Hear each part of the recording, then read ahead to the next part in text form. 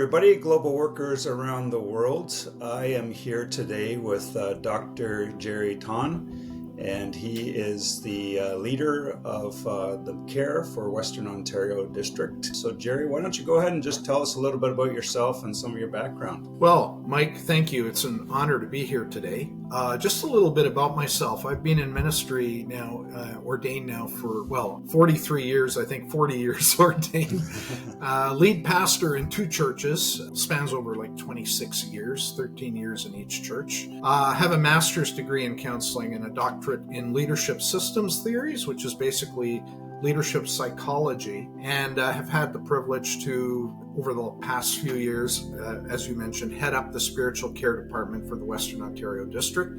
So I work with pastors and look at how can we strengthen mental, emotional, spiritual health of the pastor, as well as facilitating, if necessary, counseling, etc. You come with a wealth of experience, so we're going to talk a little bit today about joy and resilience. If you global workers saw last month, I put out a little article about the importance of joy in building resilience. Of course, we know as global workers, we face a lot of different things that can be discouraging, can be wearing on our health and our emotional health, and just cultivating joy can just be a really good way of us building up our resilience. As Nehemiah said, the joy of the Lord is our strength, and we oftentimes don't pay attention to that we really need to cultivate joy. I've asked Gerry just to talk to us a little bit more in depth from his experience. Yeah, thank you. Actually, one of the texts that I had was Nehemiah 8, verse 10, the joy of the Lord is your strength.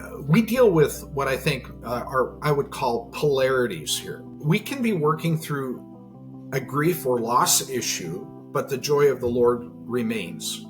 And I actually believe that it is peculiar to the Christian experience, because the fruit of the Spirit is joy. So in other words, because we have Christ in us, the Holy Spirit indwells us. We can have a grief and loss time and at the same time encounter joy. Paul himself says in Philippians chapter 4, verses 12 to 13, I know what it is to be in need, and I know what it is to have plenty. I have learned the secret of being content in any and every situation, whether well-fed or hungry, whether living in plenty or in want. I can do all things through him who gives me strength. And what is interesting is same Apostle Paul, of course, gives us the fruit of the Spirit in Galatians, right?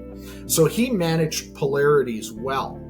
And if you look at the losses that he had, or the possible PTSD he went through with his beatings and his whippings and his stonings, he continued to maintain joy. I actually see this as managing the polarities. The joy of the Lord is always with us, no matter what we go through. And I also am reminded of Romans 8:28, which is one of my favorite passages, which says, we know that in all things God works for the good of those who love him, who have been called according to his purpose. Ironically, all things means all things. That includes personal failure, personal struggles, personal dilemmas. God is sovereign. One of the things, Mike, I had to do in order to continue to develop resiliency and maintain the joy of the Lord is understand the sovereignty of God, but not just understand it.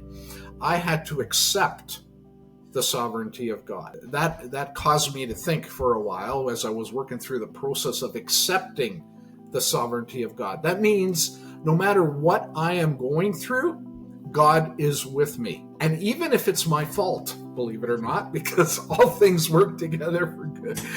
It's easy to blame ourselves and move away from the joy of the Lord, right? Even like failure, right, is part of all things. And when I accept God's sovereignty, then I can live in peace because God has it, right? God's going to, in his sovereignty, get me through, even through the difficult times. And the joy of the Lord never leaves me. And so I build my resilience, I think, on the fact that I accept the sovereignty of God. There you go, folks. Hope you got something out of that. And if you want to contact myself or Gerry, you can do so And we are here for you to support you and help you build that resilience that you need to do the work that God has called you to. God bless you. We'll talk to you soon.